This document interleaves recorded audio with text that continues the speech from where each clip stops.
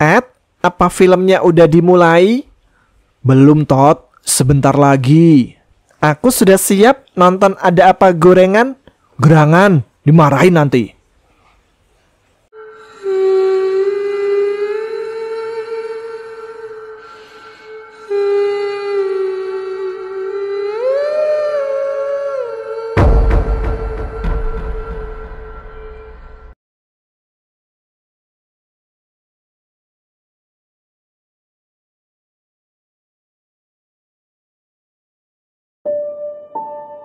Assalamualaikum warahmatullahi wabarakatuh. Jumpa lagi dengan saya Tama dalam Ada Apa Gerangan 2. Bagaimana kabar kalian? Semoga selalu diberikan kesehatan dan juga rezeki yang cukup. Jumpa lagi di Ada Apa Gerangan 2, di mana di sini saya akan membacakan cerita-cerita mistis yang khusus bersambung ya. Tapi sebelum kita lanjut ke ceritanya, saya ingin mengucapkan lebih dulu Selamat Hari Raya Idul Adha untuk teman-teman yang merayakan. Nah, sambil kita simak cerita Sentot dan juga Edi, kita sambil sate-sate. Gimana teman-teman, pada dapat daging nggak nih? Langsung aja kita sikat. Langsung aja kita sate. Teman-teman, ada apa gerangan? Ceritanya mulai dari sini.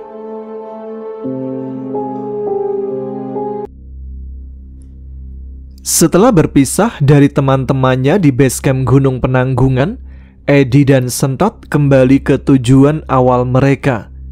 Sepeda motor tua milik Edi meraung pelan menyusuri jalanan aspal yang mulai memerah disinari mentari sore. Sentot duduk santai di belakang, bersandar pada tas gunung yang nyaris sebesar tubuhnya sendiri, sambil menguap panjang seperti anak kos kelaparan usai tidur siang. Ed, aku lapar, keluh Sentot sambil memeluk perutnya. Edi mendesah tidak menoleh. Baru juga turun gunung, Tot. Itu perut atau jurang tidak berdasar sih? Lapar terus. Tadi di puncak makan cuma roti sama biskuit. Sekarang aku butuh makanan berkuah, yang nendang, yang bikin lidah menari dan bergoyang. Edi menoleh cepat. Lidah nari dan bergoyang? Itu lidah atau biduan pantura? Apa itu biduan pantura? Waduh, salah ngomong aku, lirih Edi. Itu orang yang suka menari untuk menghibur orang. Wah, keren. Aku mau jadi biduan pantura, Ed, untuk menghibur orang-orang. Mendingan gak usah, Tot. Kamu fokus aja jadi Sentot, men. Tapi bisa kok kalau ada waktu luang. Edi menggeleng hampir menangis. Ya Allah, sabarkanlah aku. Tidak lama mereka melintas di jalan raya utama. Di sisi kanan jalan berdiri sebuah warung sederhana bertuliskan Soto Ayam Mbah Nem sejak 1982. Uap soto mengepul dari dapurnya yang terbuka, dan aroma kaldu ayam kampung langsung menerobos lubang hidung dengan brutal. Ini aja kata Edi sambil membelokkan motor masuk ke parkiran tanah di depan warung. Begitu turun, Sentot langsung berjalan tergopoh-gopoh seperti orang baru sembuh dari tipes. Ia membuka sandal jepitnya dengan dramatis, duduk di kursi kayu panjang dan menengadah pada hembusan angin sore, seakan ia seorang pertapa yang baru turun dari gua. Ini dia surga bagi perut yang sekarat. Lebay kamu, Tot. Mana lebah? Tambah lapar, Tot, ngurusin kamu. Lebay, bukan lebah. Edi ikut duduk di sebelahnya, menahan nafas supaya tak melempar sandal ke wajah Sentot. Tak lama kemudian, seorang ibu-ibu berkebaya dengan celemek lusuh datang menghampiri. Monggo mas, sotonya 2 ya? Iya bu, jawab Edi sopan. Ibu, Sentot mengangkat tangan. Kalau boleh tambahin jeruan, kalau nggak boleh tetap tambahin. Ibu penjual tertawa kecil meski agak bingung. Siap mas, pakai nasi nggak? Nasi bu, aku lapar 7 turunan. Kamu habis perjalanan jauh ya? Tanya si ibu. Nggak cuma jauh bu, tapi jauh sekali banget, saut Sentot dengan nada menekankan. Edi menoleh cepat. "Kalau kurang nasinya, sekalian bawain bakul, Bu." Sentot terkekeh. "Wah, kamu makin pintar, Ed. Pergaulan sama aku emang berfaedah." Mendengar itu, Edi hanya melengos malas. Tidak sampai 5 menit, 2 mangkok soto panas mendarat di hadapan mereka, lengkap dengan sambal, jeruk nipis, dan kerupuk udang. Aroma soto menyeruak, membuat Sentot menelan ludah 3 kali berturut-turut. Mereka mulai makan. Sentot menyendok soto seperti orang yang belum makan 2 tahun.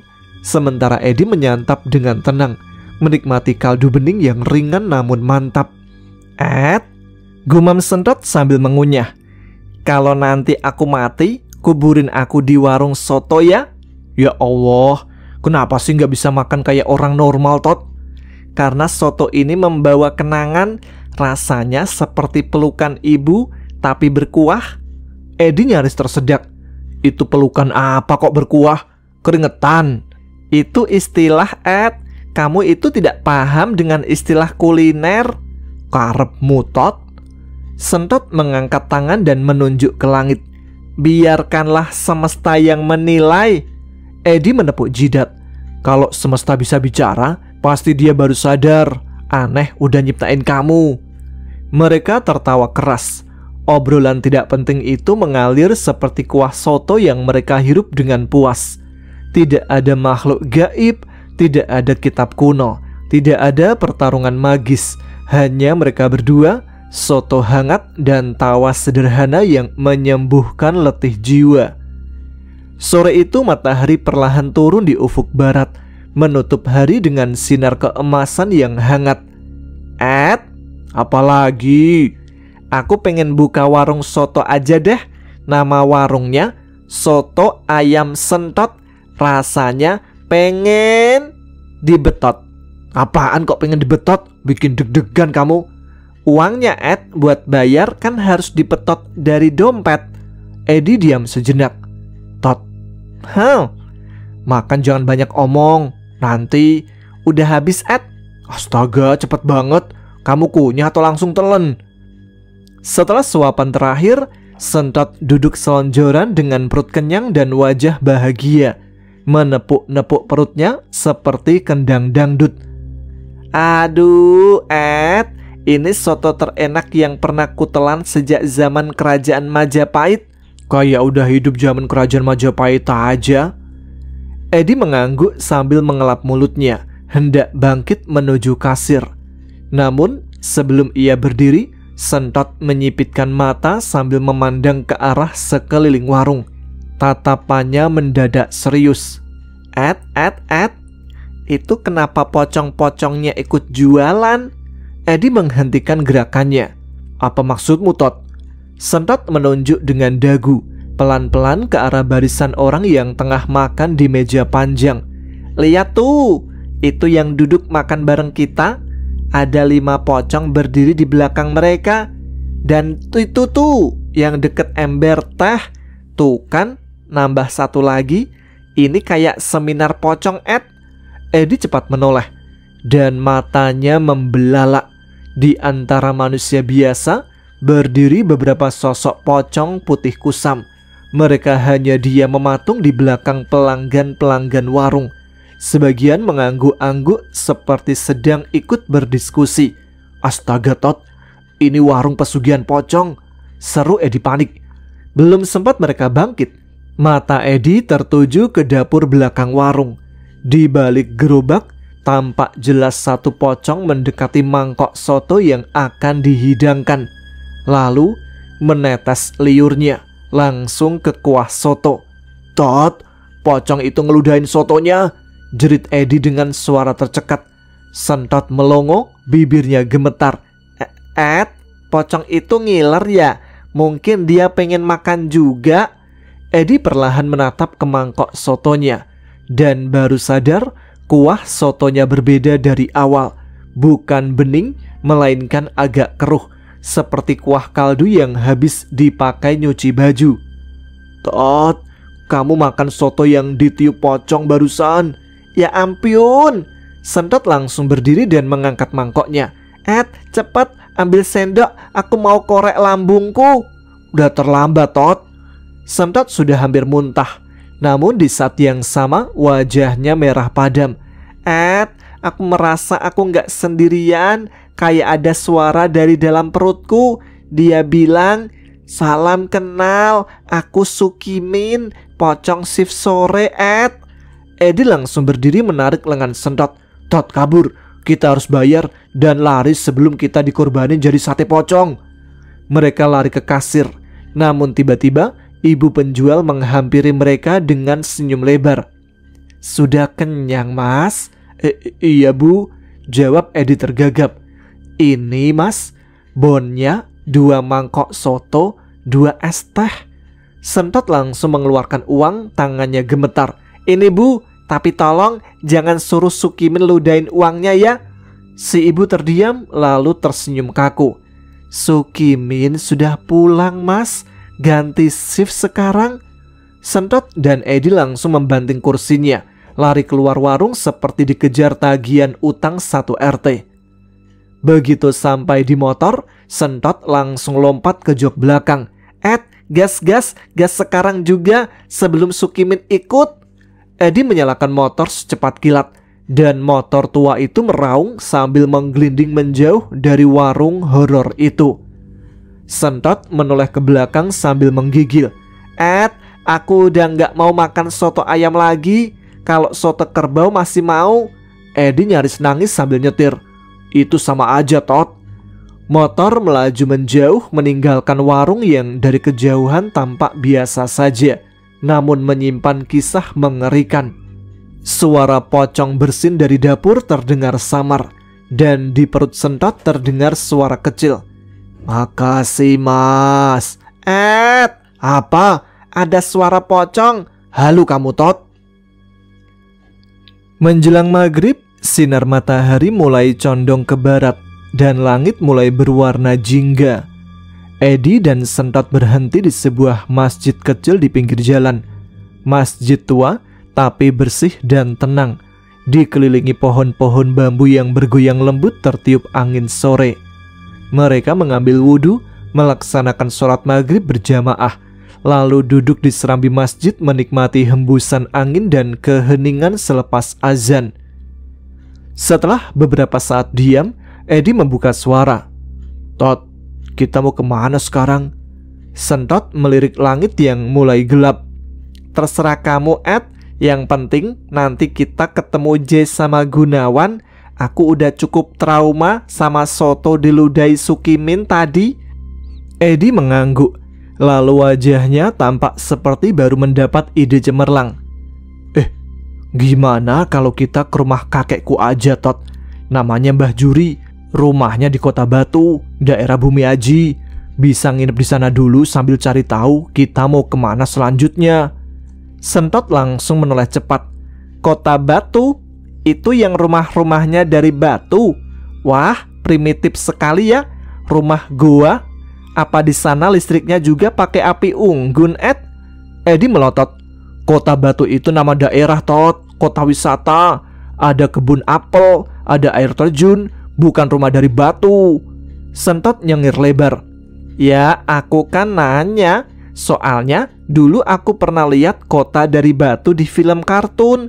Isinya orang berbaju kulit dan naik dinosaurus. Edi menepuk jidat lalu berdiri. Udahlah, minum teh dulu biar waras. Mereka duduk di warung kecil depan masjid, memesan 2 gelas teh hangat dan gorengan. Sentot memandangi gelas tehnya dengan curiga, lalu berbisik. Ed, ini tehnya bukan buatan pocong kan? Tot, kita udah pindah tempat, jangan bahas pocong lagi. Setelah menyeruput teh dan menyelesaikan gorengan terakhirnya, Edi pun memantapkan niat. Ayo, kita langsung ke Bumi Aji. Rumah Mbah Juri agak masuk desa, tapi suasananya adem. Kakekku dulu itu dukun, Tot, tapi sekarang udah tobat. Cuma ya kadang masih ngomong sendiri sih. Sentot mengangguk penuh semangat. Aku suka orang tua eksentrik. Siapa tahu dia punya cucu perempuan yang cantik dan waras. Edi memutar bola mata. Cucunya kayak aku semua, Tot. Yah, nggak cantik dong. Mereka pun menyalakan motor tua Edi yang sempat ngadat sebentar, lalu menyala dengan batuk-batuk ringan. Sentot duduk di belakang sambil bersandar pada tas hiking besar seperti biasa. Mereka melaju ke arah kota Batu, menyusuri jalanan berliku yang mulai diselimuti kabut tipis khas daerah pegunungan. Dalam perjalanan, Sentot sempat nyeletuk lagi. Kalau Mbah Juri mantan dukun, rumahnya masih nyimpen jin gak? Edi hanya diam sebentar, lalu menjawab pelan. Gak tahu, terakhir aku kesana, aku sempat dengar suara pocong dari dalam sumur, Tot. Sentot langsung merapat ke punggung Edi. Jangan bercanda di jalan, nanti aku mimpi ketemu pocong. Motor terus melaju menuju Bumi Aji, membawa dua sahabat dengan celoteh konyol dan secuil harapan akan petunjuk baru. Malam mulai turun dan angin pegunungan menyambut mereka dengan dingin yang menggelitik. Sementara di kejauhan, lampu-lampu kecil mulai tampak. Sekitar pukul 9 malam, kabut mulai turun perlahan menyelimuti jalanan kecil yang berkelok-kelok di perbukitan kota Batu. Udara semakin dingin menusuk kulit. Sentot yang duduk di boncengan mulai menggigil, menggembungkan pipi sambil meniupkan nafas ke telapak tangan. Aku jadi manusia es. Ini dingin banget. Kenapa rumah kakekmu di pucuk Himalaya? Ini belum apa-apa, Tot. Nanti juga biasa.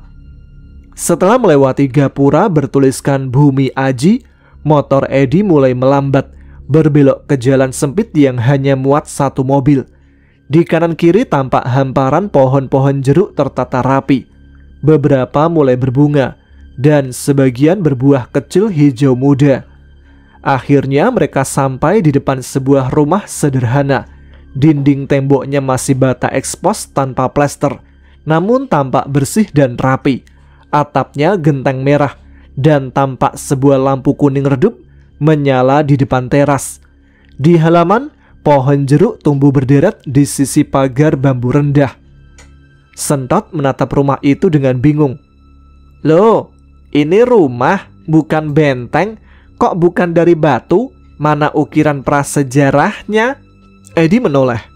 Tot, ini rumah orang, bukan rumah manusia purba. Kota Batu itu nama wilayah, bukan cara membangun rumah. Sentot mengangguk-angguk penuh sok faham. Oh, jadi nama doang ya? Kan udah aku bilang tadi. Dengan langkah mantap, Edi memarkir motornya di halaman. Ia berjalan ke teras dan mengetuk pintu kayu yang cukup lebar, mengeluarkan suara pelan. Tok tok tok. Mulutmu ngapain, Tot? Ngetuk pintu. Tapi nggak usah pakai mulut. Tidak ada jawaban. Edi mengetuk lagi lebih keras. Assalamualaikum, Mbah. Mbah Juri. Sentot mulai celingukan. Kalau nggak ada orang, kita nginep di pohon jeruk aja gimana? Sekalian kita jual buahnya. Punya orang, main jual-jual aja kamu. Habisnya lama banget nggak bukain pintu. Kudobrak juga nih. Kamu itu masih kebawa pertarungan sama Jaya Krama ya? Sabar, Tot. Mbah Juri itu suka tidur di depan TV, kadang nggak denger. Edi pun mencoba mengintip lewat kaca jendela yang sedikit terbuka. Suasana di dalam remang-remang.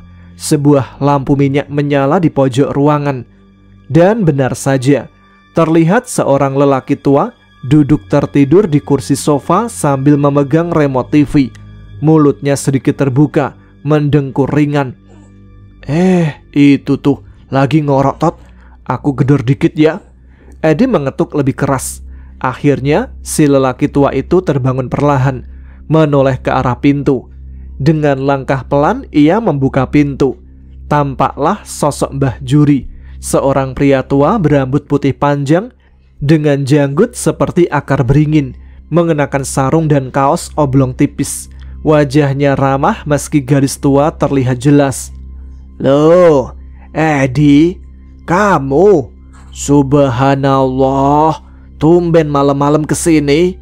Iya, Mbah, ini anak temanku, namanya Sentot. Boleh nginep semalam di sini nggak, Mbah? Mbah Juri menatap Sentot lalu tertawa pelan. Sentot? Hehehe, jenengmu kok aneh, Le. Kayak apa gitu manggilnya? Tot, Tot. Hehe, masuk. Dingin di luar. Ya sudah, nginep aja di sini nggak apa-apa. Kayak di rumah siapa aja kamu. Mereka pun dipersilakan masuk. Rumah itu sederhana tapi bersih. Ruang tamu berisi kursi sofa dan meja kecil penuh dengan tumpukan koran dan toples kosong. Di dinding tergantung kalender dari toko pertanian tahun 1992 dan foto hitam putih Mbah Juri waktu muda. Ayo duduk, Ed. Mau teh hangat nggak? Tanya Mbah Juri sambil mengambil teko dari dapur kecilnya. Boleh, Mbah. Wah, enak banget ini. Sendot masih berdiri di pintu memperhatikan sekeliling. Gak ada aura mistis, gak ada pocong, gak ada makhluk gaib. Ini rumah beneran manusia nih. Edi menoleh. Ya iyalah, kamu kira simbahku juga demit. Sentot menambahkan pelan. Tapi siapa tahu itu bukan simbahmu yang asli, Ed. Hus. Mbah Juri kembali sambil membawa 2 cangkir teh hangat dan semangkok kecil ubi rebus. Nah, ini cemilan kampung. Gak ada soto diludahi pocong di sini. Sentot tersedak teh. Mbah kok tahu? Mbah Juri tersenyum misterius. Aku ini mantan dukun, Le. Tapi sudah tobat. Ya, tapi masih bisa ngintip dikit-dikit lah. Aku juga tahu kamu itu anak si Sukma penghuni Lawu kan? Wah, mbahmu hebat, Ed. Tapi ngomong-ngomong, Mbah Juri jadi juri apa? Juri masak, juri nyanyi, atau juri burung? Itu namanya, Tot, bukan profesinya. Iya, Le. Nama Simbah Bajuri, dipanggil Juri. Edi menyender santai. Bah, aku kesini juga buat minta bantuan. Mungkin besok pagi kita bisa cerita-cerita soal perjalanan kami. Panjang ceritanya, penuh makhluk halus dan kitab pusaka. Mbah Juri mengangguk tenang. Besok pagi kita minum kopi sambil ngobrol. Sekarang sana tidur dulu. Di kamar belakang sudah aku siapkan kasur dan bantal. Tapi hati-hati ya. Hati-hati kenapa, Mbah? Tanya Edi. Kalau malam kadang-kadang ada suara-suara aneh. Sentot langsung meringkuk. Mbah, Simbah itu harusnya menenangkan tamu, bukan malah bikin takut. Ya, supaya kalian gak kaget. Soalnya Edi juga baru kali ini mau nginep di sini. Malam itu di rumah Mbah Juri yang sederhana, mereka akhirnya bisa tidur dengan relatif tenang. Atau setidaknya begitu yang mereka kira. Malam semakin larut. Angin dingin dari lereng Gunung Arjuno menelusup masuk lewat celah-celah jendela rumah Mbah Juri. Hawa di kamar tempat Edi dan Sentot menginap terasa menusuk tulang. Tapi syukurnya kasur kapuk tua, bantal empuk, dan selimut tebal yang disediakan Mbah Juri cukup menghangatkan. Edi sudah tertidur lebih dulu, terlelap dengan posisi miring memeluk tas hikingnya seperti guling kesayangan. Nafasnya berat dan teratur. Di sisi lain, Sentot masih terjaga. Matanya terbuka menatap langit-langit kamar yang kayunya tampak tua dan berderit-derit terkena angin malam. Dingin banget sih, tapi mending daripada tidur di hutan dengar suara kuntilanak ngomelin anaknya, gumam Sentot sambil membenarkan selimutnya. Baru saja matanya mulai terpejam, tiba-tiba terdengar suara. Kletak, kletak, seperti ada yang berjalan di atas plafon. Sentot membuka mata pelan. Mungkin tikus atau suara kucing jalan-jalan kayak kata Mbah Juri, bisiknya dengan mulut setengah terbuka. Namun suara itu semakin lama semakin jelas. Kini terdengar seperti kayak ada yang lari kecil di atas plafon. Ed, bangun Ed, bisiknya sambil menyikut Edi pelan. Edi hanya menggeram. Es krim 3 biji. Ya Allah, biji siapa, Ed? Ini orang malah mimpi makan. Ed, ini bukan waktunya ngemil. Sentot memutuskan untuk mengabaikan suara itu. Tapi beberapa menit kemudian terdengar suara. Shh. Dari luar kamar. seperti suara anak kecil tertawa tapi panjang dan menyeret. Sentot langsung menegakkan badan, matanya membelalak.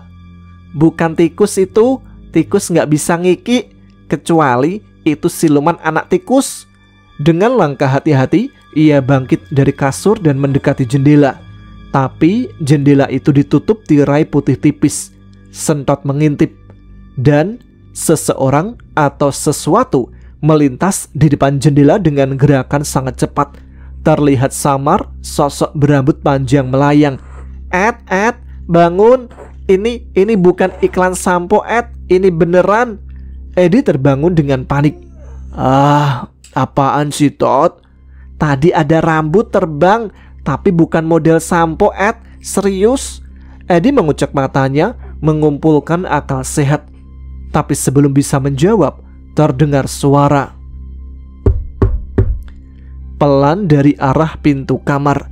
Sentot langsung duduk tegak seperti tentara yang disemprit. Ed, ada yang ketok pintu malam-malam di desa pas kabut, nggak ada ojek. Itu pasti bukan orang, Ed. Eddie melirik jam di dinding pukul 12:30 malam. Kini suara itu lebih pelan, seperti mengetuk dengan kuku. Sentot memegangi bahu Eddie sambil berbisik.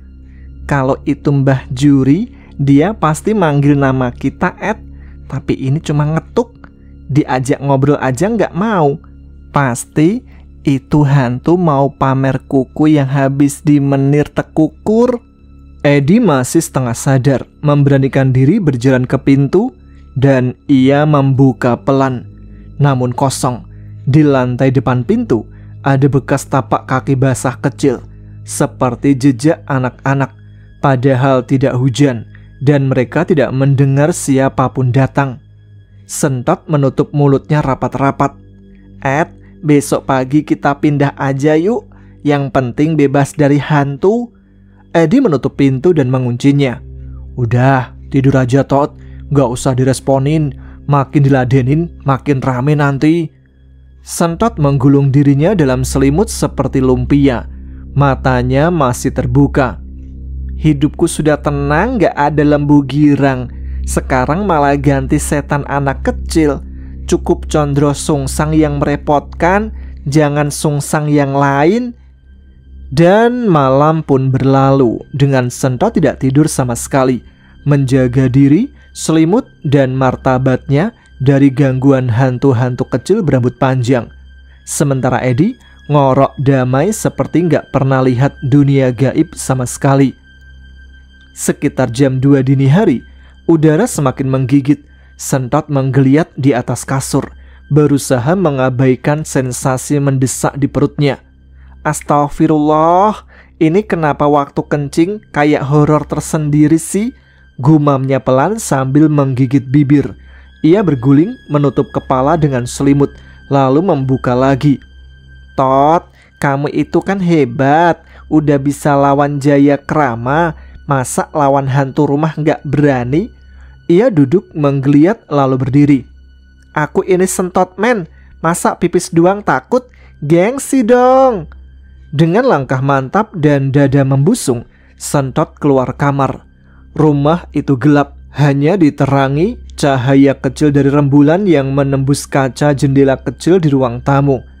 Ia melewati ruang tengah yang kosong dan sunyi. Bayangan pepohonan dari luar menari di tembok seperti siluet hantu senam. Sentot berhenti sebentar di depan kamar mandi. Ayo Sentot man, ini cuma kamar mandi biasa, kayak kamar mandi umum. Bedanya nggak ada ibu-ibu penjaga yang narik receh. Ia membuka pintu. Suara engsel yang berkarat terdengar menyesakkan. Cahaya remang dari lampu neon tua di langit-langit membuat ruangan itu tampak seperti latar film horor era 80-an. Lantai kamar mandi dingin sekali. Dindingnya mengelupas dan berlumut. Bak mandi dari semen penuh air. Permukaannya tenang, nyaris tidak memantulkan bayangan. Sentot menarik nafas dalam. Dan tiba-tiba air di bak mandi tiba-tiba bergolak. Sebuah kepala muncul perlahan dari permukaannya. Rambutnya panjang, basah menutupi wajah. Kepalanya melayang naik hingga tampak jelas 2 mata hitam mengintip dari balik rambutnya. Setan girang! Refleks tanpa pikir panjang, Sentot mengambil gayung dan menghantam kepala itu. Kepalanya masih ada. Sentot panik, lalu mengambil sandal jepit. Dia menghantam lagi, lalu dengan gayung, lalu sikat WC. Lalu entah dari mana dia menemukan ember kecil dan melemparkannya. Kamu itu hantu kamar mandi, kupukul dengan semua jurus kamar mandi ya. Air bergejolak hebat, tapi setelah beberapa hantaman, kepala itu menghilang dan bak kamar mandi kembali tenang. Sentot berdiri terengah-engah, rambut acak-acakan, tangan memegang gayung seperti senjata pamungkas. Ia menatap air di bak dengan waspada, lalu memutuskan, aku nggak jadi pipis aku bisa tahan kok sampai matahari terbit. Amin. Dengan langkah cepat setengah lari, Sentot keluar kamar mandi dan kembali ke kamar. Ia masuk ke dalam selimut seperti trauma. Eddie masih tidur pulas. Sentot meliriknya. Kamu itu enak tidur kayak bayi. Aku di luar tadi duel sama jin bak mandi. Kalau dia punya WhatsApp grup jin, besok aku pasti viral nih.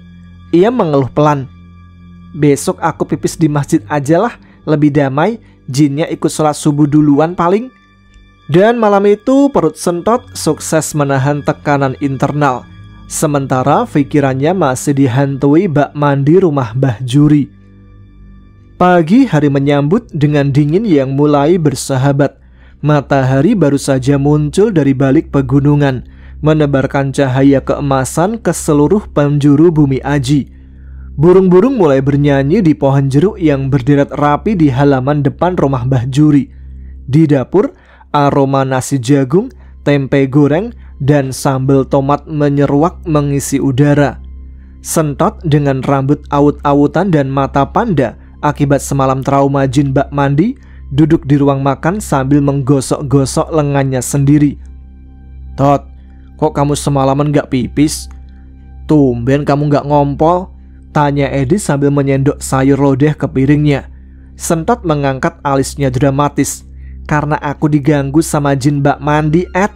Dia nongol dari bak, rambutnya kayak mie instan kelelep kuah. Aku refleks, Ed.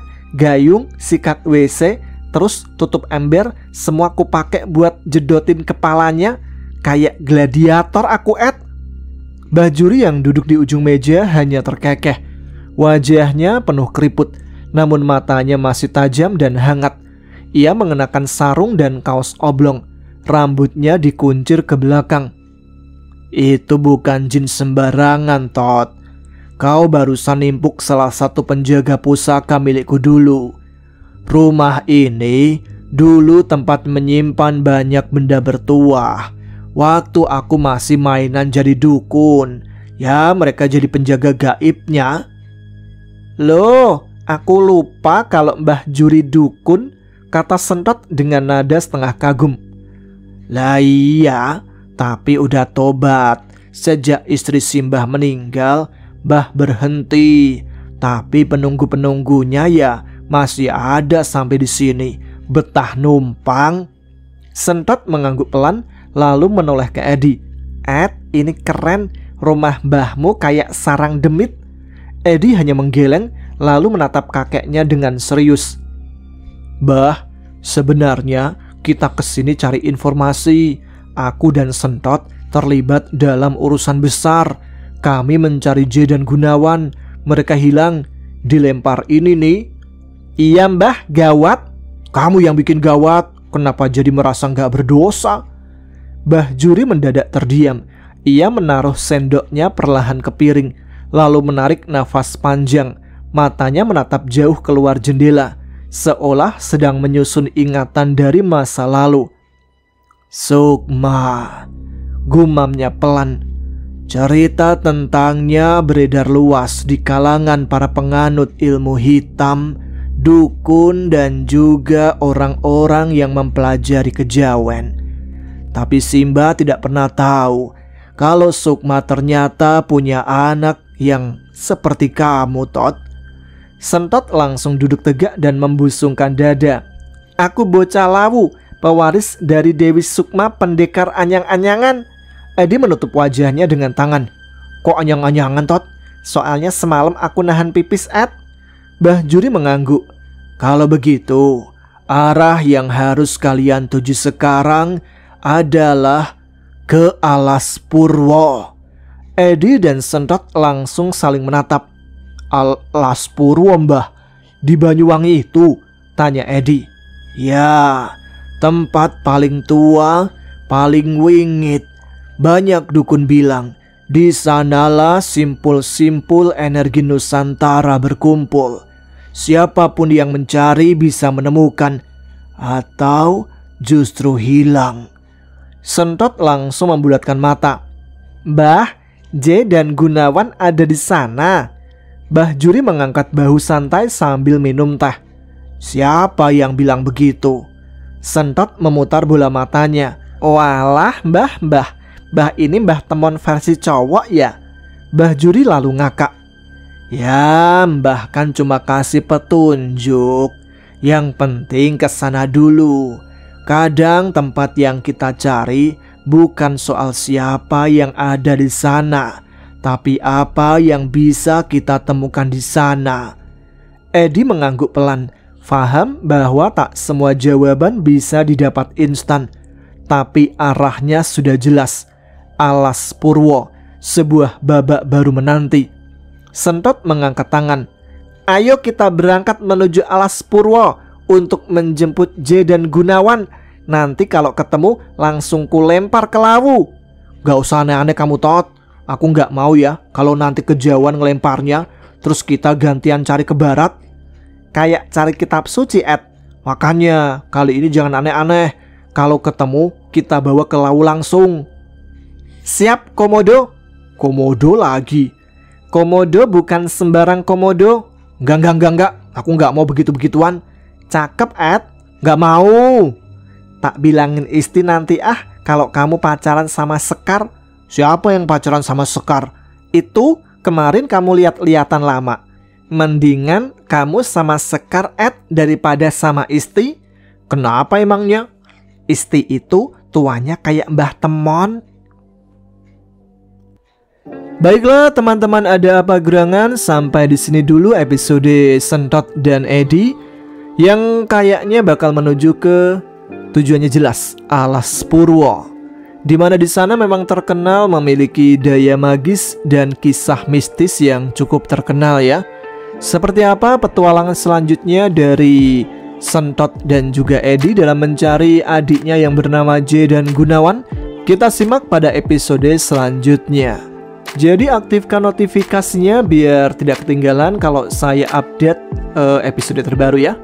Ya sudah, jangan lupa juga tuliskan komentar kalian, tuliskan saran dan juga kritikan, dan tentu saja untuk menunjukkan eksistensi kalian.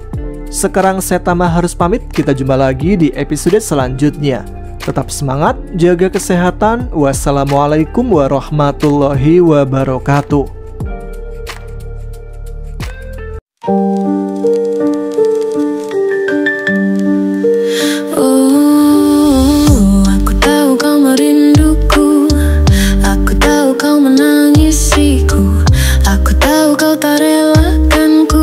Sama namun hanya membisu. Dari atas sini ku masih bisa memandangmu, meski dengan air mata darah penuhi gaunku.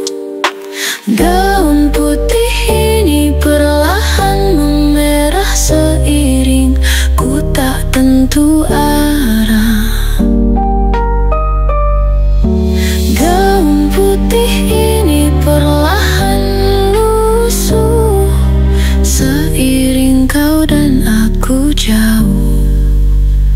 di jalan ini, di antara ilalang tinggi, kau pernah membawa diri ini.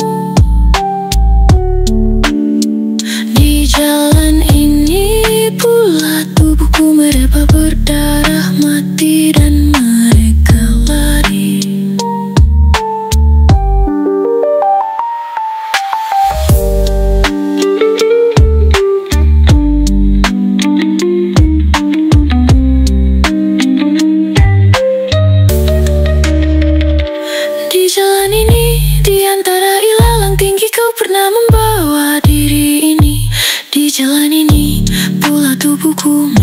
berdarah mati dan mereka lari.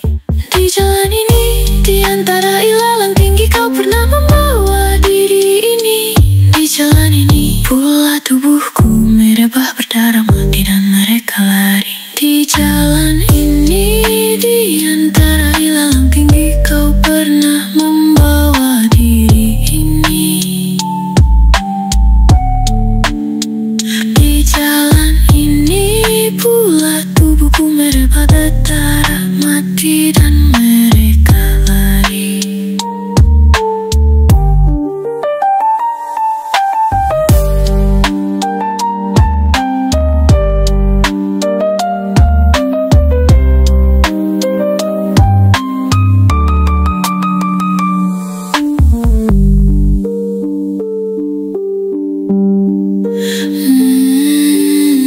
Di jalan ini, di antara ilalang tinggi kau pernah membawa diri ini.